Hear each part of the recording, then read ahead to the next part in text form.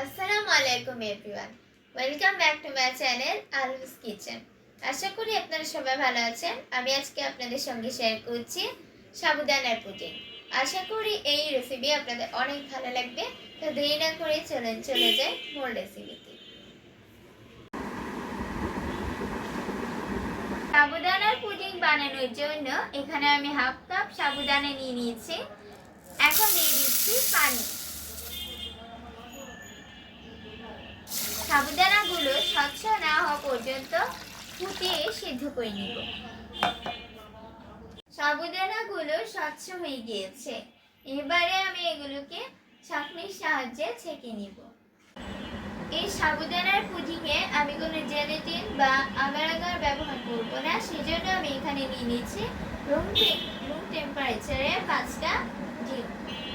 এটা দিয়ে দিচ্ছি ভ্যানিলা এসেন্স।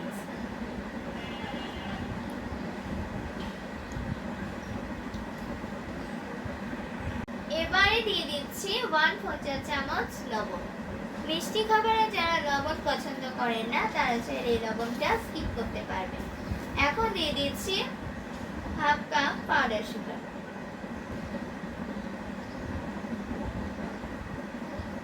একটা হ্যান্ড উইস্কের সাহায্যে খুব ভালো করে সবকিছুকে ফেটিয়ে নিন। ডিমগুলোকে খুব ভালোভাবে ফেটিয়ে নিয়েছি।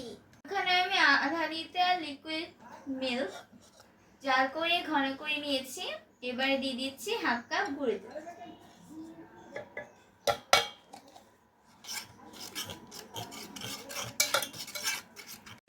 দুধটা ঢেলে দিচ্ছি ডিমের সাথে।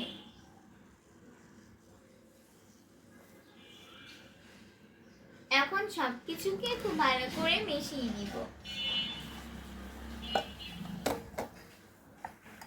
ক্যারামেল তৈরি করার জন্য এখানে আমি প্যানে দিয়ে দিচ্ছি হাফ কাপ চিনি, দিয়ে দিচ্ছি খুব সামান্য পানি। এখন আমি এটাকে ক্যারামেল তৈরি করে নিব।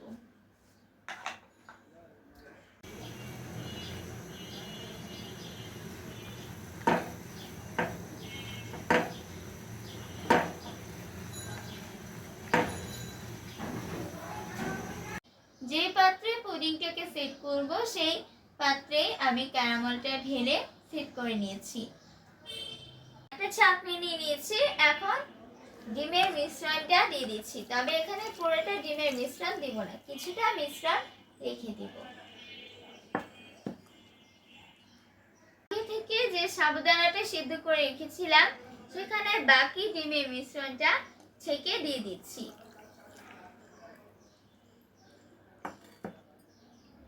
সাবুদানার সাথে ভালোভাবে মিশিয়ে নিব। ভালো করে মিশিয়ে না দিলে দলা বেঁধে যাবে, সেই জন্য ভালো করে মিশিয়ে এখন মল্ডে দিয়ে দিচ্ছি।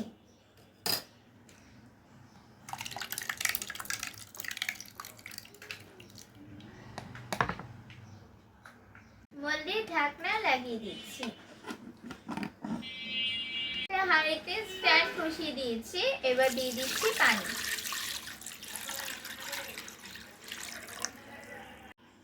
ভেতরে মলটাকে বসিয়ে দিয়েছি, উপরে একটা ঢাকনা দিয়ে দিব। এবারে 25 মিনিট পুডিংটাকে তৈরি করে নিব। এলাম 30 মিনিট পর। এখন একটু চেক করে দেখব।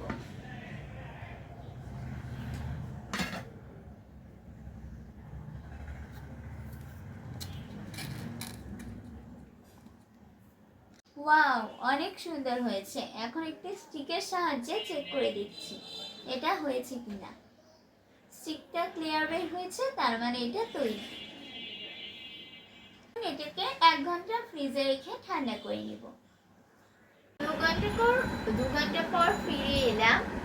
এখন একটা ছুরির সাহায্যে এটাকে আলগা করে নিচ্ছি। এরপর একটা প্লেটে ঢেলে নিব। তৈরি হয়ে গিয়েছে সাবুদানার পুডিং। আশা করি এই পুডিং রেসিপি আপনাদের অনেক ভালো লেগেছে। যাদের ভালো লেগেছে তারা অবশ্যই লাইক, কমেন্টস, শেয়ার করতে ভুলবেন না। সেই সাথে আমার চ্যানেলটি সাবস্ক্রাইব করার অনুরোধ জানিয়ে আজকে এখানেই বিদায় নিচ্ছি। সবাই ভালো থাকবেন। আল্লাহ হাফেজ।